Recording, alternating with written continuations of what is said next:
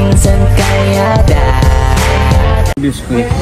Ayan mga Kalingap, si Kalingap Jomar. Bro, hello, kamusta na si Kalingap Jomar? Iniinitan siya ngayon. Iniinitan? Bakit iniinitan? Wala, ano lang. Mainit ang panahon. Mainit ang panahon? Oo. Oh, baka okay naman po kuya. mainit-init pa sa issue. Walang issue? Walang issue. Walang issue. Issue araw-araw ay yan. Kasama na sa buhay yan. Kasama sa buhay yan. Yeah. Wag lang papapekta, no? Oo naman po. Oh, ito bro, mga katanungan ko. Naka-ready na ito. Pero ito, mga tinanong ko na ito kay Edu, kay Kalingap Dan, kay Kalingap Rob. So ikaw naman bro. Ano pakiramdam mo pag binabas ka, Kalingap Jomar? Binabas ako? Ano pakiramdam? Yung totoo talaga? Yung totoo kuya, konting worry pero hindi masyadong pinapansin masyado. Siguro depende rin kuya sa ano, depende po sa level ng pangbabash. May mga bashing kasi na ano lang naman, tolerable lang naman. Pero may mga bashing kasi na ano, somehow or sometimes below the belt, may mga bashing na ano yung ano, kumbaga nadadama yung ibang tao lalo ng kapamilya. Oh, yes. So depende po kaya sa bashing. Sa level ng bashing ko ang ano, ako nag-react parang gano'n. Pero yung ano lang, yung ordinaryong bashing lang naman na ano, sinahayaan ko lang naman ko. Hinahayaan ko lang naman. Yeah. Kasi part of life, kung pupukusin ko kasi yan, wala akong magagawa sa maghapon. Doon yun naman lagi yung sinasabi. So yun. Yeah. So ito bro, saan ka ngayon nagpo-focus, Kalingap Jomar? Sa focus ko ngayon sa pabahay ko. Pabahay mo? Opo. Bali kanina, actually kaka-upload ko lang ngayong araw yung update ko sa pabahay. So, nasa Camarines Sur po yan, sa Naga. So, andito ba kayo ng ano ko? Ribbon cutting nila? Wala ba? Saan kuya, hopefully makasama ka. Yeah, sige. So, yun po. Doon ako nakafocus po sa ngayon, sa pabahay ko. Pabahay? Yun. Talagang pinagpupukusan mo na yung mga pabahay mo? Ay, opo. Kailangan din po. Congrats bro, kasi siyempre ako din doon. Nagpabahay na din ako. Oo, mas madami ka na nga kuya. Yes, marami na din. Ilan kaya ba kuya? Mga 12. 12? 12 babae na. Grabe si Kuya Vincent. So ito bro. Legit. Lodi. Ano ba ang pinaka main goal sa buhay ni Kalingap Jomar? Main goal sa buhay? Main goal siguro to love and to give inspiration sa ibang tao. Yun lang. Bakit?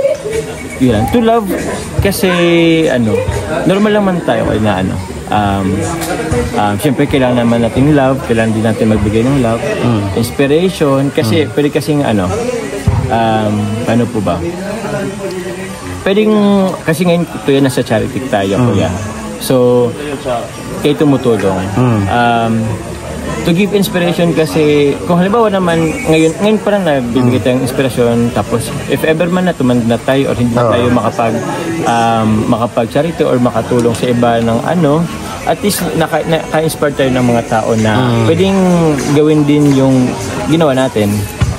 So, yun lang naman po. And to give ano din naman. To give ano kay God, syempre. And sa family. Parang ganun po. Yan. So, ito naman bro. Ano po? Pinanghinaan ka na din ba ng loob, Kalingap Jomar? Madaming beses na po yan. Anong mga bagay mo o pagsubok na pinagdaanan mo? Pagsubok? Dito na ba sa Kalingap po yun? Okay. Sa Kalingap? Kalingap na. Kalingap na? Paano po ba? Wala eh. Basta madami kuya. Basta madaming instances na naman nung birthday ko, magkaroon ng issue. Yung ano nga rin eh, tawag niyan, yung sa pabahay. Minsan dati pinanghinaan din ako ng loob kasi parang hindi ko alam kung maano ko ba, kung mabubuo ko ba, parang gano'n. Pero since ano na, andyan naman kayo yung mga taong halit sa kuya, ikaw nga nakapabahay ka din naman. So sabi ko, yun na lang iniisip ko na kaya nga nila, kakain ko din naman. Wow, galing. Ito naman bro, kung bibigyan ka ng pagkakataon na yumaman, ano ang una mong gagawin? Yumaman kuya, as in yumaman? Yumaman talaga. Yumaman talaga kuya. Ano kuya? Paano ba? Siguro unahin ko muna yung pamilya ko, bibigyan ko sila. Tapos, share naman sa iba. yun lang din naman. Siyempre ako, gusto ko din kasi kuya mag-earn. Bakit ba ako nag-earn? Siyempre para sa pamilya ko, Yes. provide for them. And siyempre, yung para naman sa iba. Tsaka kung bibigay lang naman talaga sa akin ng bilang yaman, i-share na sa iba. Wow. Tapos, yun lang. Okay. So ito naman. Isang bagay na natupad sa pangarap mo. Isang bagay na natupad sa pangarap ko. Paano ba? Ito na lang kayo. Nabagit ko na kasi ito eh. Nung bata kasi ako, parang gusto kong artista. Artista. Yung tipong low-key lang na ano. Hindi ko man siya nagawa sa mga TV, pero parang nagawa ko siya dito sa Kalingap. Sa Kalingap po. Wow. Pero mga Jom Carserye, mga ganun. Kaya yun. Artista ka na din bro, ano? Dito lang naman. Sakto lang. At least kahit pa paano natupad. Kahit pa paano natupad yung ko, childhood dream. So ito naman bro. Sino ang nagpapalakas ng loob kay Kalingap Norman? Ay, Kalingap Jomar. Ay, Kalingap Norman, si Grace. Hindi sa akin ko yung mga tao sa akin tao. Kasi si Grace ay. Pamilya kuya, lalo na. Pamilya? Oo, lalo na mga loved ones. Alam mo na yun. Siyempre kay God. So ito bro. Ano po? Anong vlog mo ang hindi mo makakalimutan na tumatak sa buhay mo? Anong vlog ko na hindi ko makalimutan? Na tumatak sa buhay mo? Actually, ang dami kuya eh. Kasi parang sabagay, yung iba nga nakalimutan ko na eh. Ano bang vlog na hindi ko makalimutan? Talagang tumatak sa buhay mo? Siguro yung first time na nakapag-balik ako sa pamilya ko. Yung tipong na-treat ko sila. Wow. Siguro yun po kuya. Yeah, sige. Kasi parang masaya kasi siya sa puso ko yan na nagawa mo yun? Nagawa ko yun. Parang nakapag-payback ako kahit pa paano. So ito bro, hanggang saan tutulong si Kalingap Jomar? Hanggat kaya kuya. Hanggat kaya. Hanggat merong platform. Basta hanggat kayang tutulong po. Siguro sa iba-ibang paraan. Wow. So ito naman bro, anong masasabi mo sa patuloy na susuporta sa iyo? So patuloy po nagsusuporta sa akin. Yun po, sobrang salamat po sa pagsuporta po mula noon hanggang ngayon, hanggang sa mga future po na susuporta pa sa akin. Maraming salamat po sa mga siguro nag-break muna sa pagsuporta sa akin. Wala pong problema yun. Sobrang salamat po at kasama ko sa journey. And yun lang. Sana lang po mag-ingat na kayo palagi. Tapos bahala na yung si God po ang mag-bless sa inyo po. Okay. So ito na bro. Yes bro. Anong masasabi mo kay Carla kapag napanood niya to?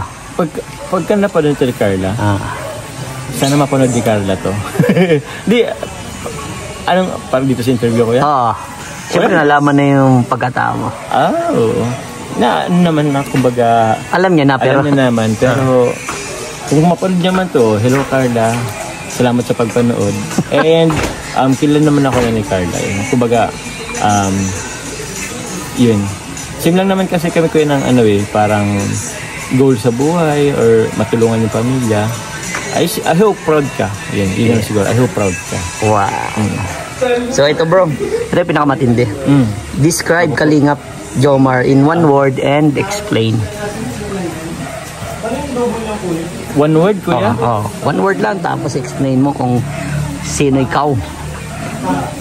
One word, parang hirap naman yun. Ano kuya? Ano ba? Marami nahirapan yan, pero syempre ikaw makakapagsabi ng sarili mo. One word. Siguro yun? Imperfection. Okay, bakit? Explain mo bro. Ano po? Pwede kasi may mga iba na siguro masyadong nag-expect sa akin. Nag-expect siguro ng good thing siguro, or parang yung iba actually ang hirap ko yung best ng siguro baka naisip nila mabuti akong tao or pero hindi naman siya mabuti, pero ayun, sinagagalit naman ako. Nailis din naman ako. Hindi pa ako perfecto guys. Yan, tama. And I hope na maano nyo, kumbaga, I hope na matanggap ako sa imperfections ko. Yun lang naman po ko yan. Yan. Parang, Napaisip Okay pa din lang ba bro. yun? Okay lang yung bro kasi totoo naman yung sinasabi mo bro. Normal sa tao na magalit. oo. Normal sa tao na magkaroon na parang hindi pa rin yung parang Normal lang tayo. hindi naman tayo perfectong tao, di ba? Kumbaga lahat naman nagagalit. Lahat naman may nagagawang mali. Oo. Diba? Kaya yun, sorry na po sa mga, let's say, ma-offend ko. Pasensya na po sa mga nagagalit sa akin or magalit sa akin. Yan. Opo. Pero yun, salamat po sa support na lang. Ano masasabi mo bro sa Jomcar na nagsusuporta So, sa'yo? yung Carl na patuloy pa rin nagsusupport po. Maraming salamat po.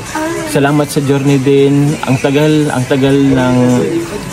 ng pagsasama-sama natin. Na hopefully sana tumagal pa. And yun. Sana tumagal pa. Sana paano ba? Makapag-inspire pa tayo ng ibang tao. Wow. Thank you bro. Grabe napakasolid mo bro. Ingat and God bless. Thank you, Kuya Vincent.